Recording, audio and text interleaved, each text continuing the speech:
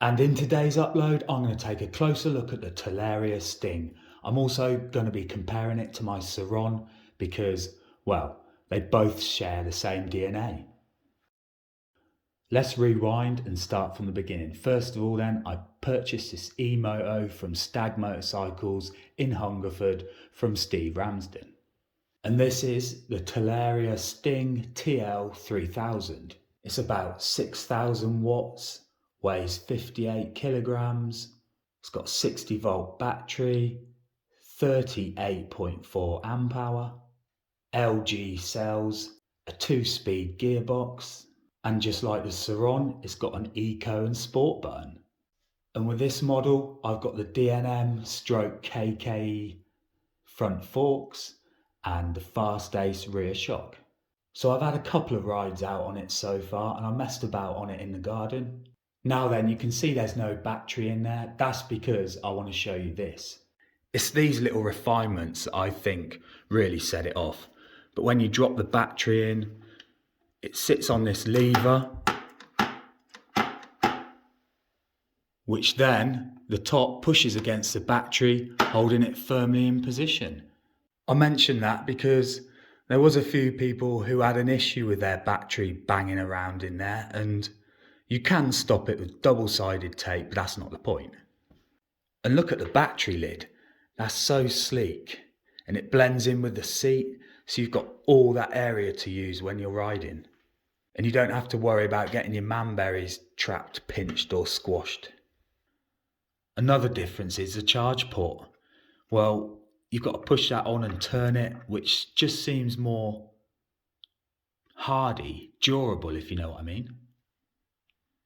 Then we've got the main battery connection. Well, rather than having two leads, you've just got the one now. A lot easier.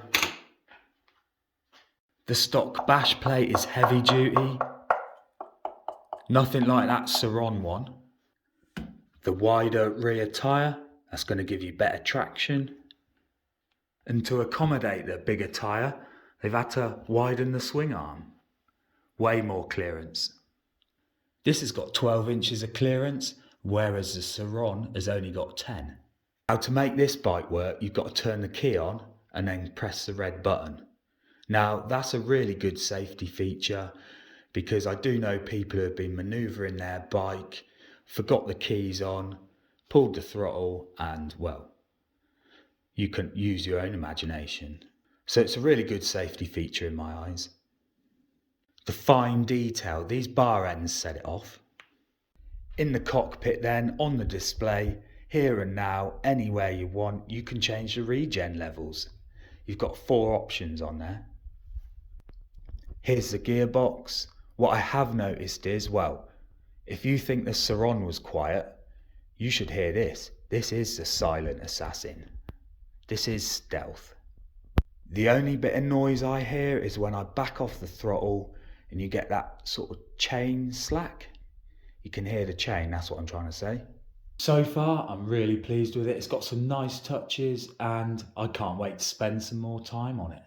To be fair to it, it's got a lot to live up to because the sur-ron did set a high benchmark. However, all that being said, there are some negatives and concerns where I think it might have lost its sur-ronness, stroke small class appeal. The sur-ron only being about 48 kilos and kicking out 5,000 watts of power, well, that's just the perfect recipe for a trail weapon if you ask me. So this has definitely got some big boots to fill. As I'm quite happy with the bike the way it is, all I want to do is stick a headlight switch on, remove the decal and stick some decent pegs on there. And that is my Talaria Sting story so far. Hope you enjoyed. Thanks for tuning into the Motor Machines channel today.